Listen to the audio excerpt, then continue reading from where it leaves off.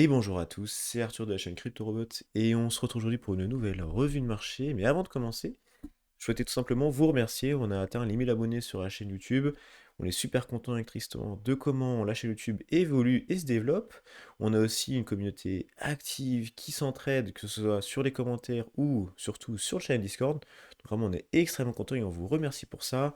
Et on va bien évidemment continuer à vous proposer des vidéos pour les bots de trading gratuits open source, stratégie vidéo stratégie, des vidéos comment trader, des méthodes de trading, des présentations de projets, des market news. Donc voilà, si vous n'êtes pas abonné, je vous invite à le faire. Et trêve de bavardage, on va directement regarder le marché. Bon, c'est vrai que depuis une semaine, en fait depuis la TH du Bitcoin, on a un marché qui commence à ranger avec un Bitcoin qui sait pas trop quoi faire. Et le problème, c'est qu'on a quand même une grosse corrélation du Bitcoin, surtout en ce moment. Et donc, si un coin veut vraiment pousser, veut vraiment s'envoler, et ben en fait, des fois, le Bitcoin va empêcher cette petite montée, ce gros développement. Et c'est quand même assez embêtant. On va voir ce qui peut se passer dans le futur. On voit un peu les différents coins. On a quand même pas mal de coins qui font pas normalement des performances énormes sur 7 jours, à part peut-être le BNB de 12%, le Polkadot qui a atteint son ATH à peu près de 11% en 7 jours, bon, le Shiba Inu qui fait des performances énormes. Mais voilà, on a plutôt des coins qui sont pas en forme, et on va regarder ça tout de suite. Le total market cap, après avoir fait quand même pas mal, tout simplement d'ATH, on commence à ranger depuis un peu plus d'une semaine, hein, tout simplement. Et vous voyez, on a des bougies assez élevées, des bougies assez indécises. Quand on regarde un peu, celle-là, cette bougie, elle fait à peu près 13% sur la journée, c'est vraiment énorme. Là, hop, on a une petite bougie à 7%, donc vraiment on a des très grosses bougies, on ne sait pas trop où aller. Là, on commence à imprimer des petites bougies, à voir ce qui va se passer. On a des bandes de boulanger qui sont quand même assez écartées, une super trend en positif depuis assez longtemps. Un RSI en ce jour de 2 novembre à 61,40 à peu près. Donc voilà, il y a de la place, on continue à ranger. Ce qui peut se passer, de toute façon, on est ici au niveau de l'ancien ATH. Ce qui peut se passer tout simplement, c'est de toute façon un petit range dans ces alentours-là. Pourquoi pas des bougies qui vont retester, comme dans les précédents jours, cet ATH pour après potentiellement mieux repartir. Le BTC, comme je vous ai dit, le BTC après son ATH, c'est normal qu'il retrace un petit peu, qu'il reprenne un peu de force pour potentiellement mieux repartir. On a pas mal retracé, hein, de toute façon. On a un petit range ici, toujours en super trend positive. On a notre bande de Boulanger qui s'était un peu refermée, qui s'était ouvert pour la grosse volatilité qu'on a eue. Et là, il commence à un peu se refermer. On a en petite résistance ici ce Fibo qui correspond à l'ancien ATH. Pas celui qu'on a connu là, mais celui d'avant. Donc sur le court terme, il y a de toute façon cet ATH à aller récupérer aux alentours de 5%. Si on n'arrive pas et qu'on a besoin d'un petit retest pour regagner un peu plus de force, on peut vraiment, dans une vision assez bearish, retourner sur la super trend aux alentours de -8.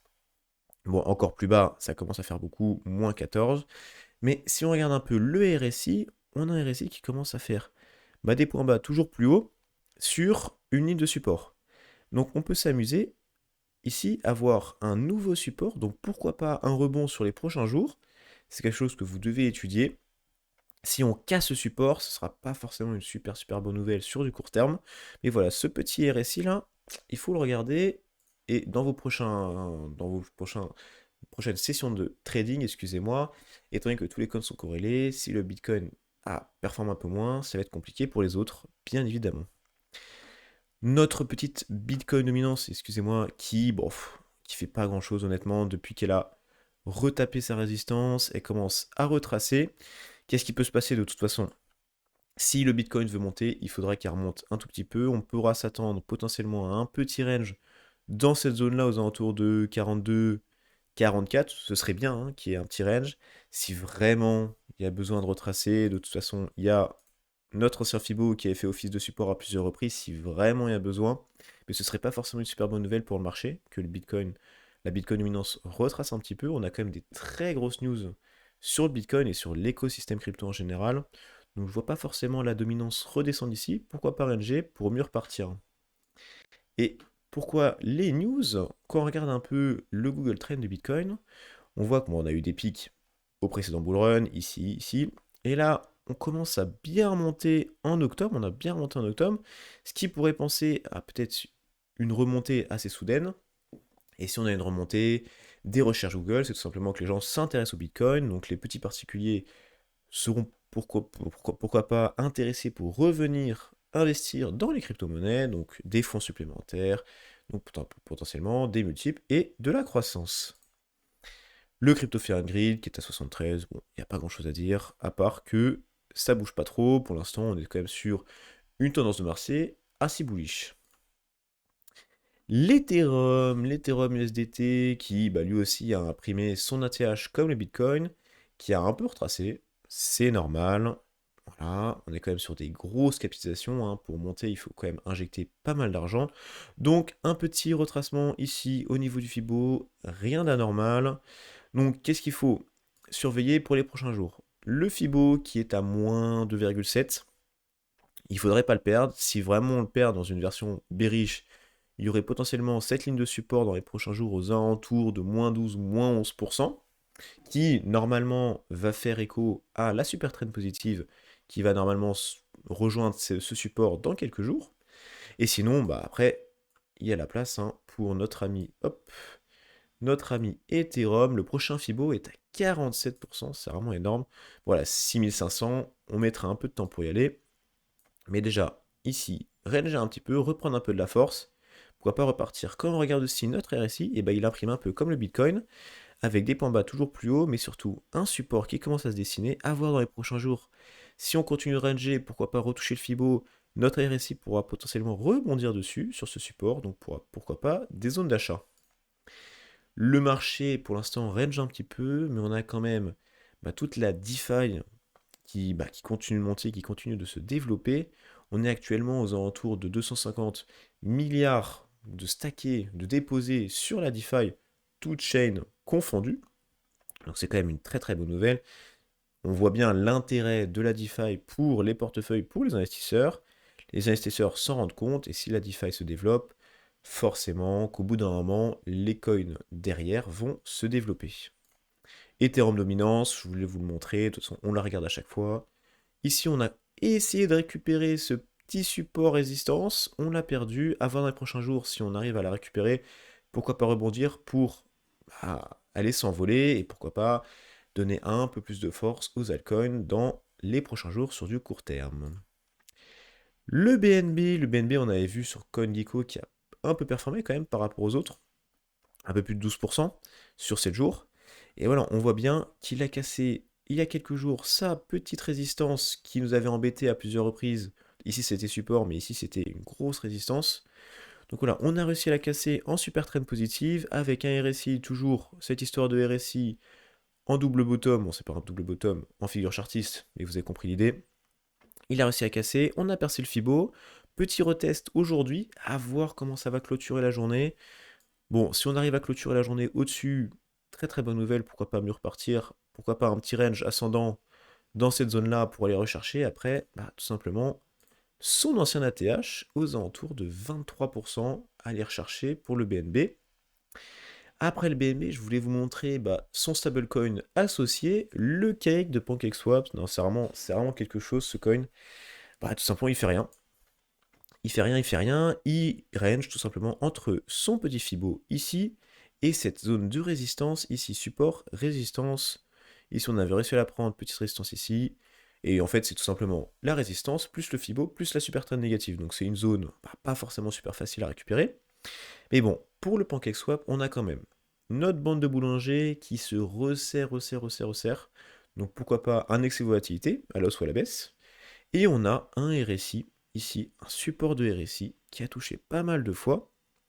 Et c'est marrant parce que quand on regarde un petit peu, ici, le bottom, si on rachetait, on avait une bougie positive après. On rachetait, bougie positive, bon pas énorme. On rachetait, bougie positive. On rachetait, bougie positive. Qu'est-ce qui peut se passer? Il faut étudier dans les prochains jours comment le RSI va se comporter. Si il reteste ici, ce sera potentiellement une zone d'achat. De toute façon, voilà, on est à un endroit du PancakeSwap où c'est plutôt pas trop mal d'acheter si vous croyez dans le projet, bien évidemment.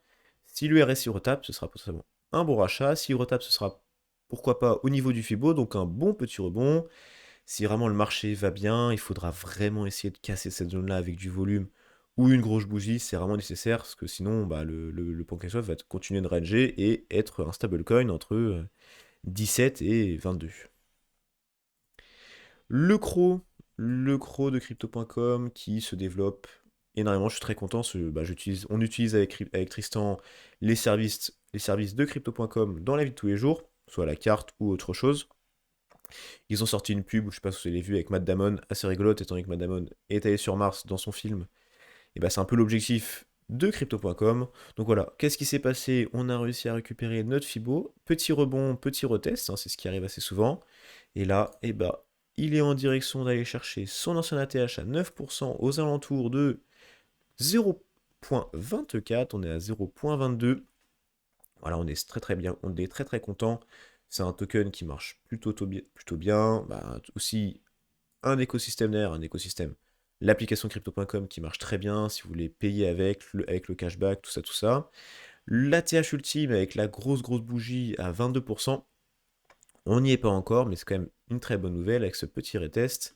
On a un RSI aux alentours de 63,43 qui a encore de la marge. On a un super trend positif qui fait office aussi de support avec l'ancienne zone de résistance. Donc voilà, on a quand même une belle configuration pour le crypto.com, à voir ce qui va se passer par la suite. Le FTT, après ces très très belles performances, et bah il commence à un peu ranger avec des bandes de boulanger qui se resserrent, donc pourquoi pas un excès de volatilité comme on avait pu connaître ici. Ici, excès de volatilité à la baisse, hein, de toute façon, c'est le jeu. Ici, on s'était resserré, excès de volatilité à la hausse.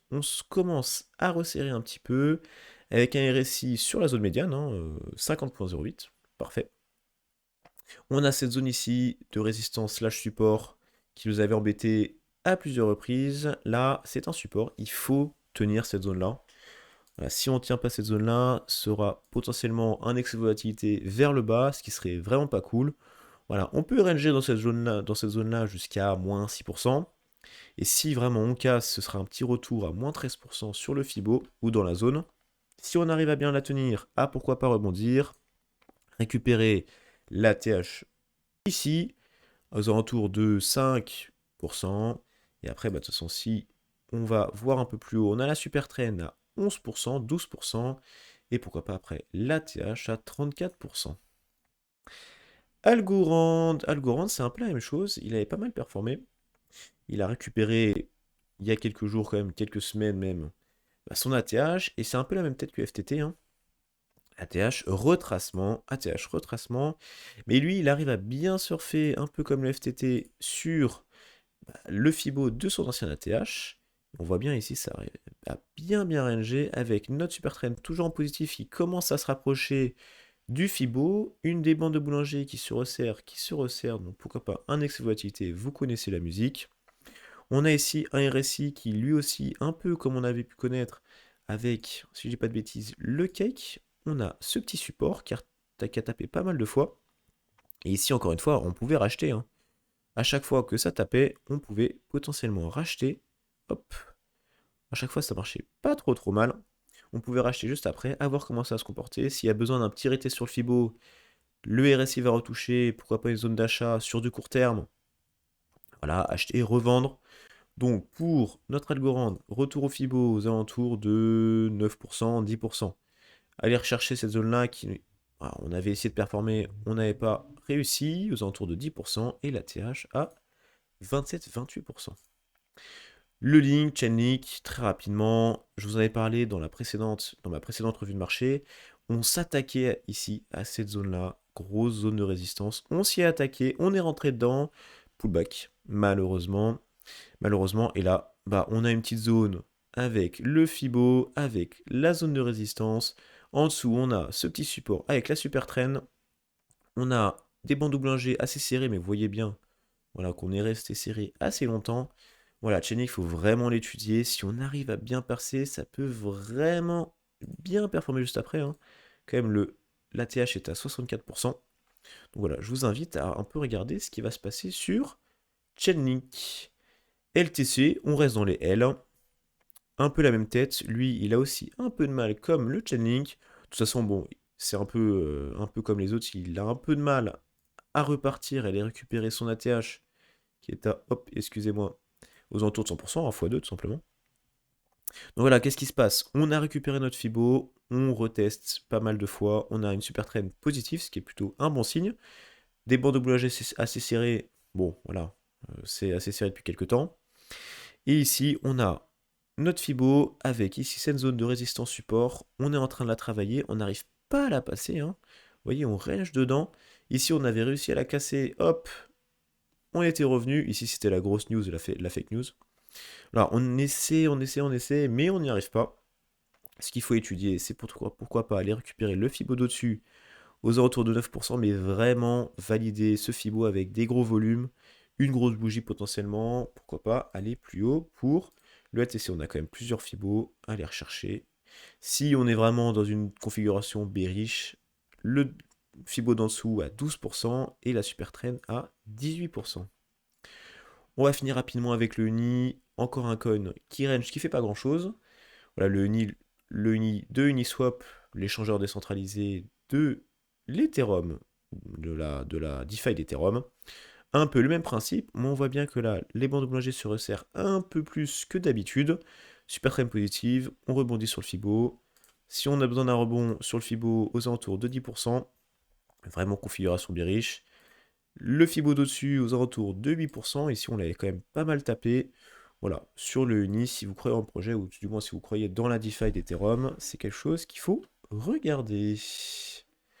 La vidéo est terminée, j'espère qu'elle vous aura plu, j'espère que vous avez pu découvrir des coins, ou du moins des analyses de certains coins. Comme je vous l'ai dit dans le début de la vidéo, si vous n'êtes pas abonné, je vous invite à le faire. On va sortir des grosses vidéos dans les prochains jours, prochaines semaines. De toute façon, on a un rythme on essaie de tenir notre rythme avec des vidéos de présentation de projet, des revues de marché, des méthodes de trading, des stratégies, des manières de créer vos bots de trading.